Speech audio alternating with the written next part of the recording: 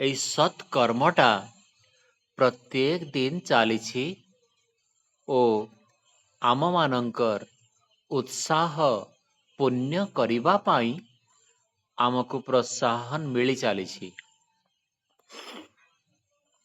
ପ୍ରକୃତିରେ ରୀତିନୀତିରୁ ଉତ୍ସାହ ମିଳିଥାଏ ପୁଣ୍ୟ କର୍ମ ପାଇଁ, ଆଉ ସେଥିପାଇଁ ରୀତିନୀତିର ଆବଶ୍ୟକତା ଅଛି। ଆଉ ଯଦି ଆମେ ଭାବିବା କି ପ୍ରକୃତ ଆଧ୍ୟାତ୍ମିକ ଉନ୍ନତି ଅଥବା ମୋକ୍ଷ ପ୍ରାପ୍ତି ଅଥବା କ୍ଲେଶକୁ ନଷ୍ଟ କରିବା ଅଥବା ଅସମ୍ପ୍ରଜ୍ଞାତ ସମାଧିକୁ ପ୍ରାପ୍ତ ହେବା, ଏହି ସବୁଗୁଡ଼ାକ ପର୍ୟାୟବାଚୀ ଶବ୍ଦ। ଅସମ୍ପ୍ରଜ୍ଞାତ ସମାଧି, ମୋକ୍ଷ, କ୍ଲେଶ ନଷ୍ଟ, ଏହି ତିନିଟା ଯାକ ସମାନ କଥା କହି ଚାଲିଛନ୍ତି। ଏବେ ଗତକାଲି ଆମେ ଆଉ ପରଦିନ ଆମର ବୃତ୍ତିକୁ କେମିତି ନିରୋଧ କରି ଅସମ୍ପ୍ରଜ୍ଞାତ ସମାଧିରେ ଦୀକ୍ଷିତ ହେବା, ପ୍ରାପ୍ତ ହେବା, ସେ ବିଷୟଟା ଚର୍ଚ୍ଚା ଚାଲିଥିଲା। ଆଉ ବୃତ୍ତି କେତେ ପ୍ରକାର, ସେଥିପାଇଁ ଆମେ ଜାଣିବା ପାଇଁ ଚେଷ୍ଟା କରିଥିଲେ କି ଯେଉଁ ବୃତ୍ତିକୁ ଆମେ ବନ୍ଦ କରିବାର ବିଧାନ କରାହେଇଛି, ସେଇ ବୃତ୍ତି କେତେ ପ୍ରକାର। ତ ସେଇଟା ଆପଣମାନେ ଜାଣି ସାରିଛନ୍ତି। ସେଇଟା ହେଲା 5 ପ୍ରକାର: ପ୍ରମାଣ, ବିପର୍ଯ୍ୟୟ, ବିକଳ୍ପ, ନିଦ୍ରା ଆଉ ଶ୍ରୁତି। ଏଇ ଯେଉଁ 5ଟି ବୃତ୍ତି ଅଛି, ୟାକୁ ସିଧାସଳଖ ଯଦି କହିବା, 5 ପ୍ରକାରର ଅନୁଭୂତି, 5 ପ୍ରକାରର ସାଂସାରିକ ଅନୁଭୂତି, 5 ପ୍ରକାରର ଇନ୍ଦ୍ରିୟଜନ୍ୟ ଅନୁଭୂତି। ଏହି ସମସ୍ତ ଅନୁଭୂତି ଯେତେବେଳେ ବନ୍ଦ ହେଇଯିବ, ସେତେବେଳେ ଆମେ ପ୍ରଭୁଙ୍କର ସେହି ସୂକ୍ଷ୍ମ ସମ୍ବେଦନ ହେଇକିନା ଆମେ ଦେଖିପାରିବା, ପ୍ରଭୁଙ୍କୁ ଅନୁଭବ କରିପାରିବା। এইটা ହେଲା ତାର ଥେସିସଟା। ଦ୍ୱିତୀୟରେ, ଯେତେବେଳେ ଆମର ଏଇ 5ଟି ଅନୁଭୂତି ବା 5ଟି ବୃତ୍ତି ଆମେ ବନ୍ଦ କରିବାର ସ୍ଥିତି ଆସିବ, ତାର ବହୁତ ପୂର୍ବରୁ ଅନେକ ଅନୁଭୂତି ଆମର ଏମିତି ହେଇଯିବ କି ଆମେ ସେଇ ସଂସାରଠୁ ଆମର ଆଉ କିଛି ଆଶା ରହିବନି। ଏବେ ସଂସାରଠୁ ଆଶା ରହୁଛି, ଯାହାକୁ କହିବ ବାନପ୍ରସ୍ଥୀ ହୁଅ, ତାର ମୁଣ୍ଡରେ ବଜ୍ର ମାଡ଼ି ପଡୁଛି। ଲାଗୁଛି କି ନାଇଁ, ଏଇଠି ତ ଗଡ଼ବଡ଼ ହେଇଯିବ, ମୋର କ୍ଷତି ହେଇଯିବ। ଆଉ ସେ ଯେଉଁ ସ୍ଥିତିଟା କି ସଂସାରର ୱେଟେଜ, ଓଜନଟା ଆଧ୍ୟାତ୍ମିକ ପରମାତ୍ମାଙ୍କ ଓଜନ ଠାରୁ ଆମେ ଅଧିକ ଦଉଛୁ। ସଂସାରର ଗୁରୁତ୍ୱ ଅଧିକ ଦେଲେ, ପରମାତ୍ମାଙ୍କ ଗୁରୁତ୍ୱ କମ ଦେଲେ। ୟାର କାରଣ ଅଛି। ୟାର କାରଣ ହେଲା, ଆମେ ସଂସାରର ସୁଖକୁ ନିଜେ ଅନୁଭବ ତ କରିଛୁ ନା। ସଂସାରରେ ଯେଉଁ ପଞ୍ଚେନ୍ଦ୍ରିୟ ସୁଖଟା ଅଛି, ସେଇଟା ତ ଆମେ ଅନୁଭବ କରିଛୁ ନା। ତ ଆଉ ଗୋଟିଏ ସୁଖ, ଆଧ୍ୟାତ୍ମିକ ସୁଖ ପାଇବା ପୂର୍ବରୁ ଏଇ ଯେଉଁ ପାଇଥିବା ସୁଖକୁ ପୁଣି ଆମେ କେମିତି ଛାଡ଼ିବା? ଏଇଟା ଜାଏଜ, ଏଇଟା ସମସ୍ତଙ୍କ ମନରେ ସ୍ୱାଭାବିକ ଭାବରେ ତୁଳନାତ୍ମକ ରୂପରେ ଚାଲିଛି। ଏବେ ଆମକୁ ଦେଖିବାକୁ ପଡ଼ିବ। ପୁଣି କହିଦିଆ ହେଉଛି କି ସାଂସାରିକ ସୁଖ ଚାଲିଥିବା ପର୍ଯ୍ୟନ୍ତ ପରମାର୍ଥିକ ସୁଖ ଆସିବନି। ତ ସେତେବେଳେ ଆମେ ଆହୁରି ଭୟଭୀତ। ଭାଇ, ଏଇ ଡାଳରୁ ଆର ଡାଳକୁ ଡେଗିବା ପାଇଁ ନିଜର ସାମର୍ଥ୍ୟ ହେବା ଦରକାର। ବନ୍ଦର ଜାଣିଛି ଏଇ ଡାଳକୁ ଛାଡ଼ିଦେଲେ ସେ ଆର ଡାଳକୁ ଛୁଇଁ ପାରିବ। ଆମର ବି ସେଇ ସ୍ଥିତି ହେବା ଦରକାର। ଯଦି ଆମେ ତିନୋଟି ପ୍ରମାଣ ଥିଲା ନା? ତିନୋଟି ପ୍ରମାଣ କଣ କଣ କୁହନ୍ତୁ? ପ୍ରତ୍ୟକ୍ଷ, ଅନୁମାନ, ଆଗମ। ଏଇ ଯୋଉ ତିନୋଟି ପ୍ରମାଣ ଆମେ ପାଇଥିଲେ, ଏଇଥିରେ ପ୍ରଥମରେ ସବୁ କେସରେ ଆମେ ଦେଖୁ କି ଆଗମ ପ୍ରମାଣଟା ପ୍ରଥମ ହେବ। ଆଉ ସେଇ ଆଗମ ପ୍ରମାଣରେ ଯିଏ ଭରସା କଲା, ସିଏ କଣ କରିବ? ସିଏ ଏଣିକି ଅନୁମାନ କରି ବସିବ କି କଥାଟା, ପଦାର୍ଥଟା, ଗନ୍ତବ୍ୟ ସ୍ଥଳଟା, ଲକ୍ଷ୍ୟଟା ମୋତେ ସୁଖ ଦେବ କି ନାହିଁ ବୋଲି। ସିଏ ଉଦାହରଣ ବି ଖୋଜି ବସିବ। ଆଚ୍ଛା, ଯଦି ସେଇଟା ଆଗମ ପ୍ରମାଣଟା ସତ କଥା, ତାହେଲେ ସେମିତି କୋଉ କୋଉ ଲୋକ କରିଛନ୍ତି ଆଉ କୋଉ କୋଉ ଲୋକ ପାଇଛନ୍ତି, ସିଏ ପ୍ରମାଣ ଖୋଜି ବସିବ। ଅନୁମାନ କରିବ ସିଏ କି ଏଇ ରାସ୍ତାଟା ଠିକ ଅଛି ମୋ ପାଇଁ, ଏଇ ରାସ୍ତାରେ ସୁଖ ମିଳିବ ସତ କି? ଯଦି ଗୋଟେ ପିଲାର ଉଦାହରଣ ନେବା, ତାର ଧାରଣା ଯଦି ଦୃଢ଼ ହେଇଗଲା କି ମୁଁ ପାଠ ପଢ଼ିଲେ କଷ୍ଟ କରିବାକୁ ତ ପଡ଼ିବ, କିନ୍ତୁ ସେଇ କଷ୍ଟର ପରିଣାମ ହିସାବରେ ମୋତେ ବହୁତ ସୁଖ ପରବର୍ତ୍ତୀ ପର୍ଯ୍ୟାୟରେ ଜୀବନରୁ ମିଳିବ। ଦିଟା କଥା, ଜଣେ ପୁରୁଷାର୍ଥହୀନ ହେଇ ରହିବ, ତାର ଉତ୍ସାହ ଆସୁନି, ତାର କାରଣ ହେଲା ସେ ଭବିଷ୍ୟତରେ ଆସିବା ସମ୍ଭାବିତ ସୁଖକୁ ସିଏ ଦେଖିପାରୁନି। ସେମିତି ହିସାବରେ ଗୋଟିଏ ଛୁଆ ପାଠ ପଢ଼େନି, ତାକୁ ଖାଇବା, ପିଇବା, ବୁଲିବା, ହସିବା, ଗପିବା, ଖେଳିବା, ଏଇ ସବୁଥିରେ ତାର ବାଲ୍ୟାବସ୍ଥା, ଯୁବକ ଅବସ୍ଥା କଟିଯାଏ। ତ ଆମକୁ ଯୋଉ ଜିନିଷ ବର୍ତ୍ତମାନ ସୁଖଦାୟୀ ଦେଖାଯାଉଛି, ତାକୁ ହିଁ ଆମେ ଧରୁ, ତାକୁ ହିଁ ଆମେ କରୁ। ଯଦି ପାଠ ପଢ଼ାଟା ବର୍ତ୍ତମାନ ଯଦିଓ ଦୁଃଖଦାୟୀ ଦେଖାଗଲା, ଆମ ଆଖିରେ ଦୂର ପର୍ଯ୍ୟନ୍ତ ଯଦି ଆମେ ଜଣା ପଡ଼ିବ କି ନାଇଁ ମୋତେ ଏଇ ପାଠ ପଢ଼ାରେ ହିଁ ସୁଖ ମିଳିବ, ତାହେଲେ ଆମେ ପାଠ ପଢ଼ିବା। ଏଇ ଯୋଉ ଆଗମ ପ୍ରମାଣଟା, ଏଟା ହେଲା ପାଠ ପଢ଼ିଲେ ସୁଖ ମିଳେ, ଏଇ ପଦେ। ଏଇ ପଦକ ଆଗମ ପ୍ରମାଣ, ତାକୁ ସେଇ ଷ୍ଟୁଡେଣ୍ଟ, ସେଇ ଛାତ୍ରଟା ଯେମିତି ଦେଖିବ ସିଏ ସେମିତି କରିବ। ଆମର ଏଇ ଆଧ୍ୟାତ୍ମିକ ଜଗତରେ ଆମର ବି ସେଇ ଅବସ୍ଥା। ଆମେ ସମସ୍ତେ ସୁଖୀ ହେବାର ଇଚ୍ଛା କରୁଛୁ। ଯଦି ସୁଖ ନିଶ୍ଚିତ ଭାବରେ ମିଳିବ, ଏଇଟା ଆମର ଭରସା ହେଇଯିବ, ତାହେଲେ ଆମେ ସ୍ତ୍ରୀ, ରାଜ ଗାଦି, ଆଉ ପୁଅ, ପରିବାର ସବୁ ଯାକ ଛାଡ଼ିଦେବା। କାହିଁକି? ସେଇଠି ସୁଖ ମିଳିବ। ଏଇ ଯୋଉ ମୁଁ କହିଲି କି ବୈରାଗ୍ୟ କଥା ଅନେକ ଲୋକଙ୍କର ହେଇଛି, କେତେ ଧନବାନ ଲୋକଙ୍କର ହେଇଛି, ସମସ୍ତେ ଛାଡ଼ିଛନ୍ତି। କେତେ ରାଜାଙ୍କର ହେଇଛି, ସମସ୍ତେ ଛାଡ଼ିଛନ୍ତି। କଣ ଛାଡ଼ିଲା ବେଳେ ସେମାନେ ଦୁଃଖୀ ହେବା ପାଇଁ ଛାଡ଼ନ୍ତି? ନାଇଁ, ସେମାନଙ୍କର ଲକ୍ଷ୍ୟ ସୁଖୀ ହେବା ପାଇଁ।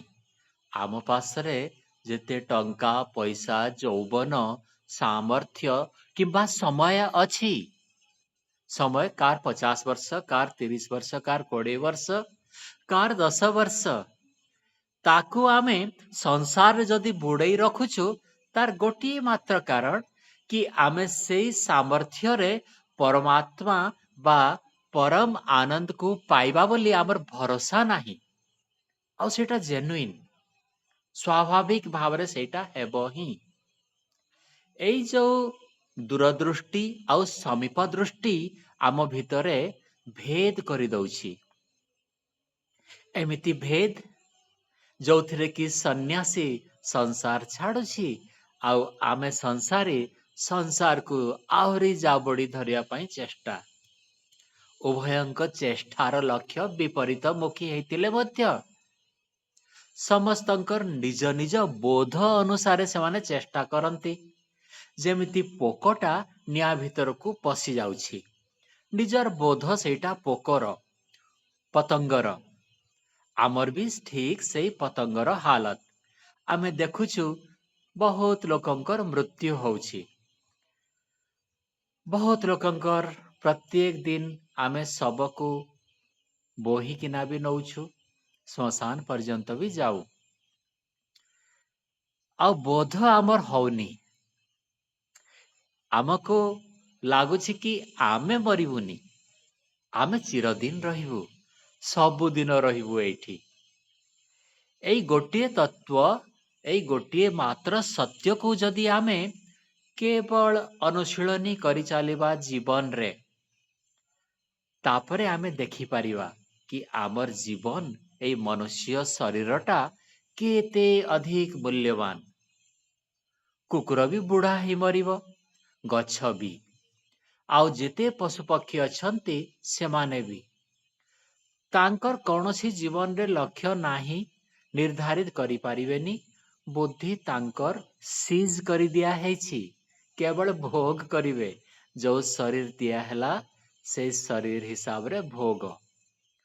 ଆମେ ଚିନ୍ତନଶୀଳ, ମନନଶୀଳ ହେଇଥିବାରୁ ମନୁଷ୍ୟ, ଆଉ ସେଇ ମନୁଷ୍ୟତା ପ୍ରମାଣିତ ଆମେ ସେତେବେଳେ କରିପାରିବା ଯେତେବେଳେ ଆମେ ଏଇ ମୃତ୍ୟୁ ନାମକ ସତ୍ୟକୁ ଅନୁଧ୍ୟାନ କରି ନିର୍ଣ୍ଣୟ ନେଇଯିବା। ଗୌତମ ବୁଦ୍ଧଙ୍କର ହେଇଥିଲା। ସ୍ୱାମୀ ଦୟାନନ୍ଦ ସରସ୍ୱତୀ ସ୍ତବ୍ଧ ହେଇଯାଇଥିଲେ ଯେତେବେଳେ ତାଙ୍କର ଭଉଣୀଟା ମରିଗଲା। ତା ସାଥିରେ ପ୍ରତିଦିନ ଖେଳୁଥିଲେ ନା। ଆଉ ତାପରେ ଆଉ ବର୍ଷେ ଭିତରେ କିଛି ଦିନ ଭିତରେ ତାଙ୍କର ଅତି ପ୍ରିୟ କାକା ମରିଗଲେ। ସିଏ ଭାବି ବସିଲେ କଣ ହଉଛି, ଏଇଟା ଗୋଟେ କେମିତି ଜାଗା, ଏଇଟା କଣ କି ଏମିତି କଣ ସମସ୍ତେ ମରିବେ କି, ଆଉ ମୁଁ, ଓହୋ ମୁଁ ବି ମରିବି। ଏଇଟା ତାଙ୍କର ଜୀବନକୁ ମୋଡ଼ି ଦେଇଥିଲା। ସିଏ ଦେଖିପାରିଲେ କି ନାଇଁ, ଏଇ ଶରୀର ମୂଲ୍ୟବାନ ଆଉ ଏଇ ଜୀବନ ଅତ୍ୟନ୍ତ ମୂଲ୍ୟବାନ। ତାପରେ ସିଏ ଗୃହ ତ୍ୟାଗ କରି ପଳେଇଲେ ଆଉ ସନ୍ନ୍ୟାସୀ ହେଲେ। ଆମର ସେଇ ଦୃଷ୍ଟିକୋଣ କାହିଁକି ହେଇପାରୁନି? କଣ ଆମେ ଜାଣିଛୁ ଆମେ ମରିବା ନା ନାଇଁ? ସମସ୍ତେ ଜାଣିଛୁ, କିନ୍ତୁ ସାଂସାରିକ ସୁଖ ଆମକୁ ତ୍ୟାଗ କରିବାର ସାହସ ଆମେ କରିପାରୁନୁ। ସାଂସାରିକ ସୁଖ ତ୍ୟାଗ ନ କଲେ ସେଇ ସୁଖଟା ମିଳିବନି। କାହିଁକି ନା ଆମର ସମ୍ବେଦନଶୀଳତା ଅତି ଅଧିକ ଦରକାର ସେଇ ସୁଖ, ସେଇ ସୂକ୍ଷ୍ମ ସୁଖକୁ ସେନ୍ସ କରିବା ପାଇଁ। ଆଉ ଅନେକ ପୁଣ୍ୟ ପରେ ଯାଇ ସେଇଟା ସମ୍ଭବ ହେବ। ପାପାଚରଣ ଆମକୁ ଦୂରେଇ ନେଇ ଚାଲିଛି। ମାଛ ମାଂସ ଭୋଜନ ହିଁ ଆମର ଶୁଦ୍ଧି ନାହିଁ। ଭୋଜନ ଶୁଦ୍ଧି ପରେ ଯାଇ ସତ୍ଵ ଶୁଦ୍ଧି। ସତ୍ଵ ମାନେ ଏଇଠି ବୁଦ୍ଧି। ସେଇ ବୁଦ୍ଧି ଶୁଦ୍ଧି କେମିତି ହେବ? ଆମର ଭୋଜନ ଯଦି ଶୁଦ୍ଧି ହେଇନି, ମାଛ ମାଂସ ଖାଇ ଜୀବ ହତ୍ୟା ଚାଲିଛି, ଆମେ କେମିତି ତାର ମାନେ ସମ୍ବେଦନଶୀଳ ହେଇପାରିବା? ଜୀବର ସେଇ କଷ୍ଟକୁ ଆମେ ମୋଟେ ସମ୍ବେଦନଶୀଳ ହେଇପାରୁନୁ। ଏଥିପାଇଁ ସଂସାରରେ ଆମର ମନରେ ବୃତ୍ତି ଉଠି ଚାଲିଛି। ସଂସାରର ପ୍ରାଧାନ୍ୟତା ଆମ ମନରେ ଅତ୍ୟଧିକ ହେଇ ଚାଲିଛି। ଆଉ ପୁଣି ଗୋଟିଏ ପରେ ଗୋଟିଏ ସାଂସାରିକ ସଂସ୍କାର ଆମେ ନେଇ ଚାଲିଛୁ ନା। ଏମିତି ଭାବରେ ଆମର ସାଂସାରିକ ସଂସ୍କାର ବଢିବ। ଆଉ ସାଂସାରିକ ସଂସ୍କାର ଯେତେ ବଢେଇବେ ସେତେ କଷ୍ଟ କରି ତାକୁ ପୁଣି ଓପାଡ଼ିବାକୁ ଅଛି। ସେଇ ସାଂସାରିକ ସଂସ୍କାର ହିଁ ଆପଣଙ୍କର ପାଞ୍ଚ କ୍ଲେଶ: ଅବିଦ୍ୟା, अस्मिता, ରାଗ, ଦ୍ୱେଷ ଓ ଅଭିନିବେଶ। ଏଇ ଯୋଉ ପାଞ୍ଚଟି କ୍ଲେଶ ଅଛି, ଏଇଟା ହେଲା ଆପଣଙ୍କର ଦ୍ୱିତୀୟ ବୃତ୍ତି। ଦ୍ୱିତୀୟ ବୃତ୍ତି କଣ? କିଏ କହିପାରିବେ? କୁହନ୍ତୁ। ହଁ, ଆପଣ ମାନେ ଏମିତି ନ କହିଲେ ମୁଁ ଖାଲି କହୁଥିବି। ଆପଣ ମାନେ ଟିକେ ଟିକେ କହିଲେ ସିନା ହବ। ବିପର୍ଯ୍ୟୟ ବୃତ୍ତି। ବିପର୍ଯ୍ୟୟ ବୃତ୍ତି ଯେଉଁମାନେ ଲେଖୁଛନ୍ତି ତାକୁ ଥରେ ଥରେ ପଢିବାକୁ ପଡିବ। ଆଉ ଯଦି ଉପର ଠାଉରିଆ ରହିଯିବେ ତ କଣ ଲାଭ ହେବ? ଆପଣଙ୍କୁ ଏଇ ସବୁ ସ୍ମୃତି ହିସାବରେ ମନରେ ରଖିବାକୁ ପଡିବ। କି ବିପର୍ଯ୍ୟୟ ବୃତ୍ତି। ତ ଏଇ ଯୋଉ ପାଞ୍ଚଟି କ୍ଲେଶ ଅଛି। ଅବିଦ୍ୟା, अस्मिता, ରାଗ, ଦ୍ୱେଷ, ଅଭିନିବେଶ, ପଞ୍ଚ କ୍ଲେଶାଃ। ଏଇ ପାଞ୍ଚଟି କ୍ଲେଶ ନଷ୍ଟ କରିବା ପାଇଁ ଆମେ ଚାହୁଁଛୁ। ଆଉ ପୁଣି କହିଲେ କଣ? ଏଇ ପାଞ୍ଚଟି ଯାକ କ୍ଲେଶ ବିପର୍ଯ୍ୟୟ ବୃତ୍ତି। ତା ଅର୍ଥ କଣ ହେଇଗଲା? ତା ଅର୍ଥ ହେଇଗଲା କି ପାଞ୍ଚଟି ଯାକ ଯୋଉ ଅନୁଭୂତି ଆମେ କରୁଛୁ, ଅନୁଭବ କରୁଛୁ, ସେଇଟା ବସ୍ତୁକୁ ଆମକୁ ଠିକ ଠିକ ଦେଖେଇ ପାରୁନି। ବସ୍ତୁ ଅଛି, ବିଦ୍ୟା ଅଛି, ଅନୁଭୂତି କିନ୍ତୁ ଓଲଟା ହଉଛି। ଯେମିତି କି ନିଆଁ ବିଷୟରେ ସେଇ ପତଙ୍ଗର ଅନୁଭୂତିଟା। କଷ୍ଟ ଲାଗୁଛି ଟିକେ ବୁଝିବା ପାଇଁ।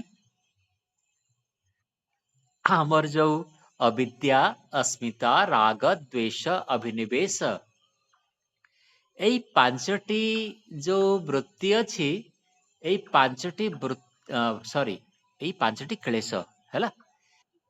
ଏଇ ଯୋଉ ପାଞ୍ଚଟି କ୍ଲେଶ ଅଛି, ଏଇଟା ତ୍ୟାଜ୍ୟ ଜିନିଷ, ଏଇଟା ଗ୍ରହଣୀୟ ଜିନିଷ ମୋଟେ ନୁହେଁ। ଏଇଟା ଦୁଃଖଦାୟୀ ଜିନିଷ, ଏଇଟା ସୁଖଦାୟୀ ଜିନିଷ ମୋଟେ ନୁହେଁ। କିନ୍ତୁ ଆମ ଭିତରେ ସେଇ ପ୍ରେରଣା ଆସୁନି, ସେଇ ବୋଧ ହଉନି। ବୋଧ ନହେବାରୁ ଆମେ ତାକୁ ଗ୍ରହଣୀୟ ହିସାବରେ ମାନୁଛୁ। କୋଉଠି ରାଗ ଅଛି, କୋଉଠି ଦ୍ୱେଷ ଅଛି, କୋଉଠି ଅଭିନିବେଶ କ୍ଲେଶ ଅଛି। ସମସ୍ତ ଏଇ ଯୋଉ କ୍ଲେଶ ଗୁଡାକ ଅଗ୍ରହଣୀୟ। ଏଇଟା କ୍ଷତିକାରକ। ଏଇଟା କ୍ଷତିକାରକ ହେଲେ ମଧ୍ୟ ଆମର ସେମିତି ଅନୁଭୂତି ହଉନି। ଆମକୁ ଲାଗୁଛି କି ନାଇଁ ଏଇଥିରେ ଲାଭ ଅଛି। ଆମେ ଆସକ୍ତ ହଉଛୁ ନା? ପୁଅ ପ୍ରତି, ମା ପ୍ରତି, ଆମର ଆସକ୍ତି ସବୁ ବନ୍ଧୁବାନ୍ଧବମାନଙ୍କ ପ୍ରତି। କିନ୍ତୁ ସେଇ ଆସକ୍ତିଟା ଆମର କ୍ଷତିକାରକ ଜିନିଷ। ନା ଆମ ପାଇଁ ଲାଭଦାୟକ, ନା ଅନ୍ୟ ପାଇଁ। ଆମକୁ ଏତେ ବୁଝିବାର ଦରକାର ପଡୁଛି କି ଆମେ କ୍ଷତିକୁ ଲାଭ ହିସାବରେ ଦେଖୁ। ଏଇଟା ସେକେଣ୍ଡ ଚ୍ୟାପ୍ଟରରେ ଆମର ସାଧନ ପାଦରେ ଆମେ ପଢିବା। ଡିଟେଲ ସେଥିରେ ଲେଖା ହେଇଛି, ଗୋଟି ଗୋଟି କରି ଡିଫାଇନ କରାହେଇଛି କି କେମିତି ଆମେ ବିପରୀତ ବୁଦ୍ଧିରେ ଏଇ ସଂସାରକୁ ଜାବୁଡି ଧରିଛୁ। ଆମେ ଜାବୁଡି ଧରିଛୁ, ସଂସାର ତ ତାର ଜଡ, ସିଏ କାହାକୁ ଜାବୁଡି ଧରିନି। ଆମେ ଚେତନ, ଆମେ ନିଜର ଅବିଦ୍ୟା ପାଇଁ ସେଇ ଯୋଉ ପତଙ୍ଗା ନିଆଁଟକୁ ପଶି ଯାଉଛି, ଆମେ ମଧ୍ୟ ସେମିତି ସଂସାରକୁ ପଶି ଯାଉଛୁ। ଆମେ ଯେତେବେଳେ ଜାଣିପାରିବା ଆରେ ଏଇଠି ଗଡବଡ ଅଛି, ସେତେବେଳେ ଆମେ ସେଇ ସଂସାରକୁ ସାଧନ ହିସାବରେ ମାନିବା। ବାର୍ସି ଭଳି, ଟାଙ୍ଗିଆ ଭଳି, କାଠ ଭଳି ଅନ୍ୟ ଦ୍ରବ୍ୟର ଯେମିତି ଉପକାର ଆମେ କେବଳ ନଉ, ଠିକ ସେମିତି ଏଇ ସଂସାରରେ ବି କେବଳ ଆମେ ଉପକାର ନେଇ ଚାଲିବା। ଏଇ ସ୍ଥିତି ଏବେ ଅଛି କି? ଆମର ରାଗ ଅଛି, ଦ୍ୱେଷ ଅଛି, ମରଣ ଭୟ ଅଛି, ବୁଦ୍ଧିକୁ ନିଜେ ବୋଲି ଆମେ ଭାବୁଛୁ, ଆଉ ଅବିଦ୍ୟା ଜନନୀ ବି ଅଛି। ତ ଏଇ ଯୋଉ ବୃତ୍ତି ମାନଙ୍କ ଭିତରେ ଆମର ପ୍ରଥମ ବୃତ୍ତି ହେଲା ପ୍ରମାଣ ବୃତ୍ତି। ଏବେ ଶୁଣି ନିଅନ୍ତୁ ସମସ୍ତେ, ଆଉ ଥରେ ମନେ ରଖିବେ, ନହେଲେ ଲେଖିଦେବେ। ଏଇଟା ବାର ବାର ଆସିବ। ପ୍ରମାଣ ବୃତ୍ତି, ତାପରେ ବିପର୍ଯ୍ୟୟ ବୃତ୍ତି, ତାପରେ ବିକଳ୍ପ ବୃତ୍ତି, ତାପରେ ନିଦ୍ରା, ତାପରେ ସ୍ମୃତି। ଏମିତି ଭାବରେ ଆମର ଏଇ ପାଞ୍ଚଟା ଅନୁଭୂତି, ପାଞ୍ଚଟା ଅନୁଭବ, ପାଞ୍ଚଟା ଦର୍ଶନ ଆପଣ ଦେଖୁଛନ୍ତି ନା? ଏଇ ପାଞ୍ଚଟା ଅନୁଭୂତି ବା ଏଇ ପାଞ୍ଚଟା ଦର୍ଶନକୁ ବନ୍ଦ କଲେ ତାପରେ ସେଇ ପରମାତ୍ମାଙ୍କର ଦର୍ଶନ। ଏବେ ବୁଝି ହେଲା ସବୁ ଠିକ ଠିକ କରି? ଆମକୁ ସେଇ ଅନୁଭୂତି, ଆମକୁ ସେଇ ସତ୍ ବିଦ୍ୟାର ମାନେ ଗ୍ରହଣ, ନିଜେ କରିବାକୁ ପଡିବ। ପୁରୁଷାର୍ଥ କ୍ରମରେ କରିବାକୁ ପଡିବ। କୌଣସି କେହି ଛାପି ଦେଇ ପାରିବେନି। ଯେମିତି ମୁଁ କିଛି କହି ଚାଲୁଛି ପ୍ରତିଦିନ, ଆଉ ଆପଣମାନଙ୍କୁ ପଚାରିଲା ବେଳକୁ ଆପଣମାନେ କହିପାରୁନାହାନ୍ତି। ସେମିତି ହେଲେ ଆପଣଙ୍କର ବୁଦ୍ଧିରେ ଆଗମ ପ୍ରମାଣ ତ ବସେଇ ନାହାନ୍ତି। ତାହେଲେ ଆଉ ଅନୁମାନ ପ୍ରମାଣ କୋଉଠୁ ହେବ? ଅନୁମାନ ପ୍ରମାଣ ତ ନାହିଁ, ତାହେଲେ ପ୍ରତ୍ୟକ୍ଷର ସମ୍ଭାବନା ବି ନାହିଁ। ପ୍ରତ୍ୟକ୍ଷ ପ୍ରମାଣଟା ଅନ୍ତିମ ପ୍ରମାଣ। ସେତେବେଳେ ଆପଣ ଏବେ ଯେମିତି ମୋତେ ଅନୁଭବ କରୁଛନ୍ତି କି ଆଜ୍ଞା ଅଛନ୍ତି, ଠିକ ସେମିତି ଅନୁଭବ କରିବେ ପରମାତ୍ମା ଅଛନ୍ତି ବୋଲି। ସେଇଟା ପ୍ରତ୍ୟକ୍ଷ ପ୍ରମାଣ। ସେଇଥିରେ ଭୁଲ ଆଉ ହବନି। ତ ପ୍ରତ୍ୟକ୍ଷର ଆଧାର ଅନୁମାନ ହେବ, ଅନୁମାନ ପ୍ରମାଣର ଆଧାର ଆଗମ ପ୍ରମାଣ ହେବ। ତ ଆଗମ ପ୍ରମାଣ କେତେ ଅଧିକ ମୂଲ୍ୟବାନ ଦେଖନ୍ତୁ। ଆପଣମାନଙ୍କୁ ମନେ ରଖିବା ନିହାତି ଦରକାର। ଯଦି ମନେ ରଖିବେ, ସେଇ ପ୍ରମାଣ ଆଉ ଗୋଟେ ପ୍ରମାଣକୁ ଜାତ କରିବ, ଆଉ ଗୋଟେ ପ୍ରମାଣ ପ୍ରତ୍ୟକ୍ଷ ପ୍ରମାଣକୁ। ଏଇଟା ଆମର ରାସ୍ତାଟା। ଏଇ ରାସ୍ତାରେ ଆମେ କିଏ କେତେ ଦୂର ଗଲେ ନିଜେ ଆମେ ସମସ୍ତେ ଜାଣିପାରିବେ। ଏବେ ପ୍ରତ୍ୟକ୍ଷ ଅନୁମାନ ଆଗମ ପ୍ରମାଣ ବୃତ୍ତିର ଏଇଟା ଥିଲା ବିପର୍ଯ୍ୟୟ ମିଥ୍ୟା ଜ୍ଞାନମ୍ ଅତଦ୍ରୂପ ପ୍ରତିଷ୍ଠମ୍। ଏଇଟା ଥିଲା ବିକଳ୍ପ ଥିଲା ଶବ୍ଦ ଜ୍ଞାନାନୁପାତି ବସ୍ତୁ ଶୂନ୍ୟ ବିକଳ୍ପ। ତାପରେ ନିଦ୍ରାର ଡେଫିନେସନ ଆଉ ତାପରେ ସ୍ମୃତି ହେଲା।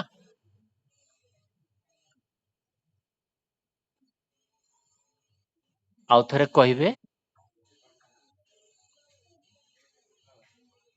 ଆଉ ଆଉ ଥରେ ପଚାରନ୍ତୁ। ମୁଁ ଆଉ ଥରେ କହିବି?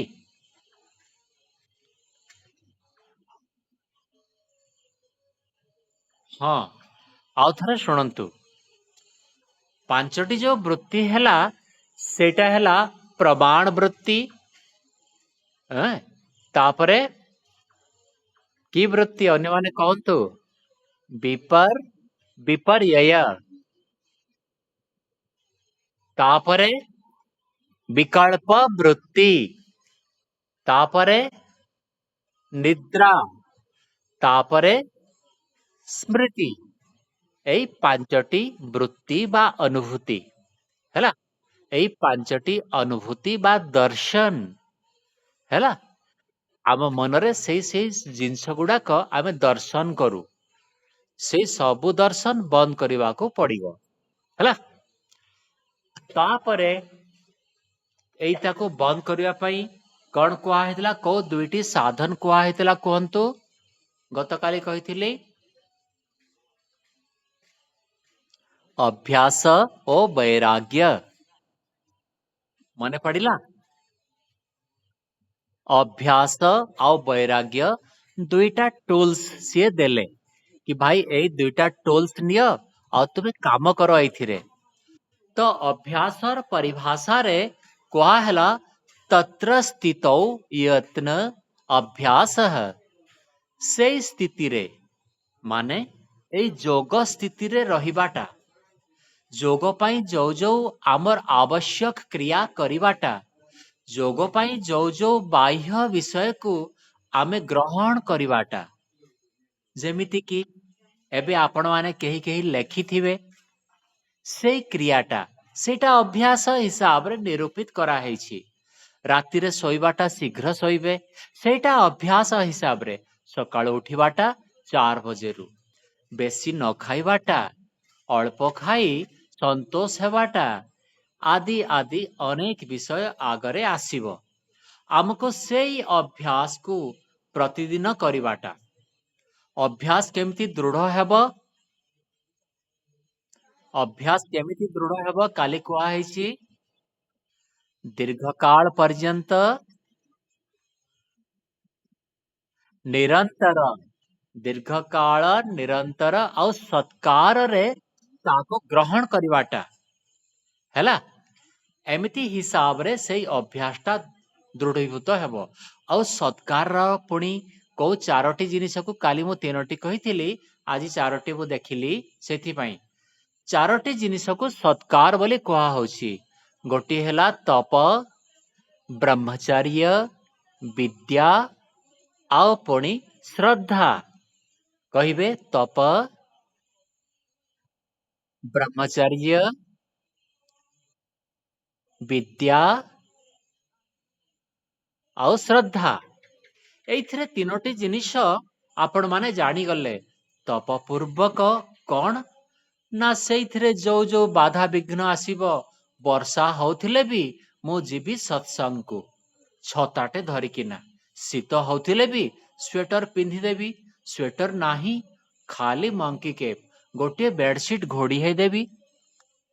ଏଇ ଯୋଉ ବାଧା ଗୁଡାକ ଆପଣଙ୍କର ପୁଣ୍ୟକର୍ମ କରିବା ପାଇଁ ବାଧା ଦଉଛି, ସେଇ ବାଧାକୁ ଡେଇଁବାଟା ତପସ୍ୟା।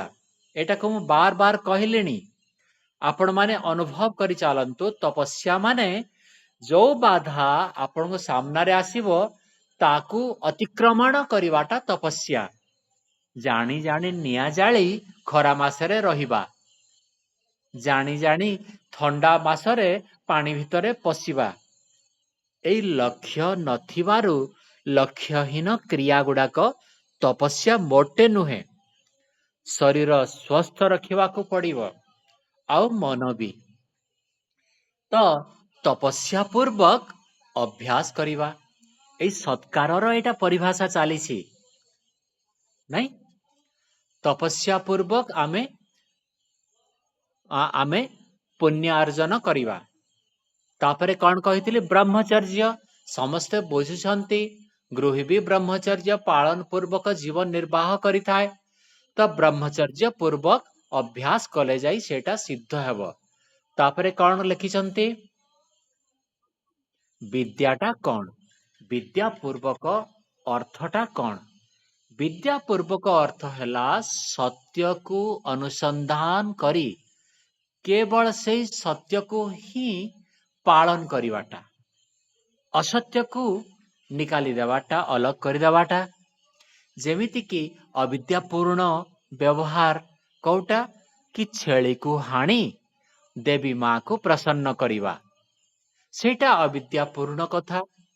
କୋଉଠି ଗୋଟିଏ ଏମିତି ଜିନିଷଟା ଆପଣ ଦେଖିଲେ, ଯୋଉ ଜିନିଷ କି ପରମାତ୍ମା ନୁହନ୍ତି, କିନ୍ତୁ ଆପଣ ପରମାତ୍ମା ହିସାବରେ ସେଇଠି ମନ ଲଗେଇବାଟା। ଏମିତି ଭାବରେ ଆମେ ସଚ୍ଚା ପରମାତ୍ମା ଆଉ ପରମାତ୍ମାଙ୍କର କ୍ରିୟାକୁ ଜାଣି, କଣ କଣ କରନ୍ତି ଜାଣି, ସେଇ ହିସାବଟା ମନରେ ରଖିବାଟା ବିଦ୍ୟା ପୂର୍ବକ। ଆଉ ତୃତୀୟ କଣ କହିଥିଲି? ତୃତୀୟ ହେଇଗଲା। ଚତୁର୍ଥ କଣ କହିଥିଲି? ଶ୍ରଦ୍ଧା। ସେଇ ଯୋଉ କ୍ରିୟା ପାଇଁ ଆପଣ ଯେଉଁ ଚେଷ୍ଟା କରୁଛନ୍ତି ତା ପାଇଁ ଶ୍ରଦ୍ଧା ଥିବା ଦରକାର। ଯଦି ଶ୍ରଦ୍ଧା ଅଛି, ତାହେଲେ ଶ୍ରଦ୍ଧାକୁ କୁହାହେଇଛି କି ସିଏ ମା ଭଳି ଆମକୁ ରକ୍ଷା କରେ। ଯଦି ଶ୍ରଦ୍ଧା ଅଛି, ଆରୁଣୀ ସେଇଠି ଯୋଉ କ୍ଷେତର ଆଡ଼ିରେ ଶୋଇକିନା ପାଣିକୁ ବନ୍ଦ କରିବା ପାଇଁ ଚେଷ୍ଟା କରେ। ଏଇଟା ଆପଣମାନେ ଗପ ସମସ୍ତେ ଶୁଣିଛନ୍ତି, ମୁଁ ଜାଣିଛି। ତ ଏମିତି ଭାବରେ ଆପଣ ଯଦି ଶ୍ରଦ୍ଧାବାନ ହେଇ ପରମାତ୍ମାକୁ ଖୋଜିବା ପାଇଁ ଚେଷ୍ଟା କରିବେ, ପରମାତ୍ମା ଦୂରରେ ନାହାନ୍ତି, ଅତି ନିକଟରେ, ଅତି ପାଖରେ, ସହଜ ହିସାବରେ ମିଳିପାରିବେ। ଏବେ ଆମେ ଶାନ୍ତି ପାଠ କରିଦେବା। ଓ